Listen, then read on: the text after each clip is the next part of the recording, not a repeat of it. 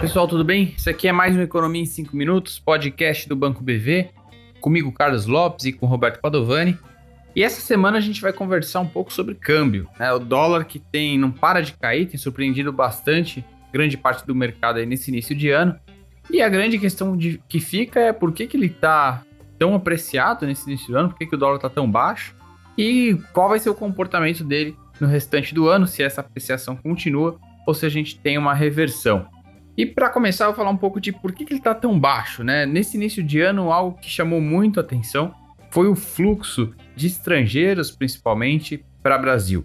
Quando a gente olha os dados do Banco Central sobre fluxo de moedas, que incluem de estrangeiros e de residentes, mas o fluxo total de moeda que passou pelo país, a gente vê que no acumulado desse ano, e os dados vão até aí meados de março, em função da greve do Banco Central, mas nesse acumulado do ano, a gente já supera o volume, o influxo de recursos em comparação a 2021 inteiro, né? O acumulado desse ano está um pouco acima de 9,4 bilhões de dólares, enquanto o 21 foi na casa de 6. Se a gente comparar com os anos da crise, 2020, por exemplo, teve 28 bi de saída de fluxo, 2019 quase 45.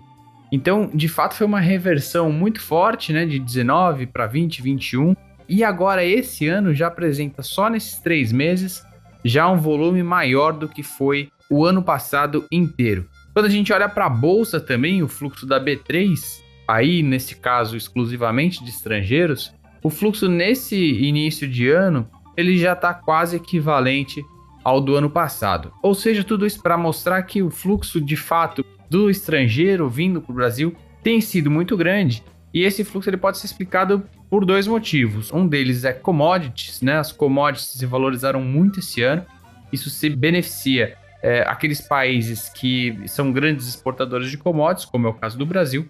Então as commodities que a gente exporta ficaram mais caras e a gente traz mais dólares para o país por conta disso. E o outro motivo é financeiro, seja porque o investidor quer aproveitar, por exemplo, os juros mais altos aqui no país, seja porque ele vê uma oportunidade de investimento por empresas estarem mais baratas. São empresas que apanharam muito durante a pandemia, no caso da Bolsa aqui no Brasil, e agora são uma oportunidade de investimento. Mas, Padô, fala um pouquinho pra gente sobre as perspectivas aí do câmbio, pensando nos próximos meses, mas principalmente no segundo semestre. Carlos, tem sido difícil fazer cenários e projeções nesse ambiente de pandemia. São vários choques na sequência, comportamentos econômicos inesperados, e o câmbio não é diferente, é uma variável financeira que operou muito acima do que se poderia imaginar nos últimos 2 anos.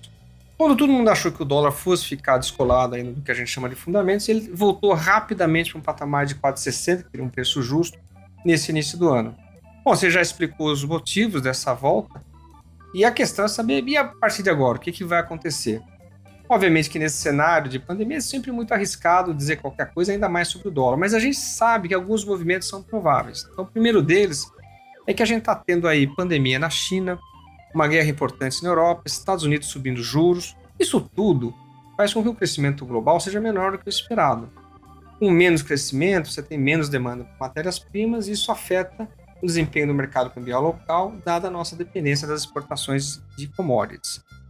Tem um outro fenômeno particular que é a questão financeira. Quer dizer, quando você sobe o juros dos Estados Unidos, a ideia é de que você reduza ao mesmo tempo a liquidez no sistema.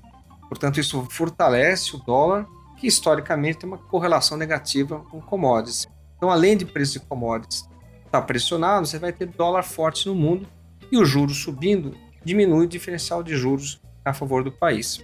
Por último, a gente tem as confusões locais. Tem eleição disputada esse ano, tem muito debate sobre a agenda econômica. Isso tudo deve fazer com que o risco aumente. Quando você coloca todas essas informações numa balança, você vai ver que, de um lado, que ajuda a moeda, são juros locais. Mas, por outro, você tem juros internacionais em alta, preços de commodities pressionadas, dólar forte no mundo e risco subindo aqui por razões globais e locais.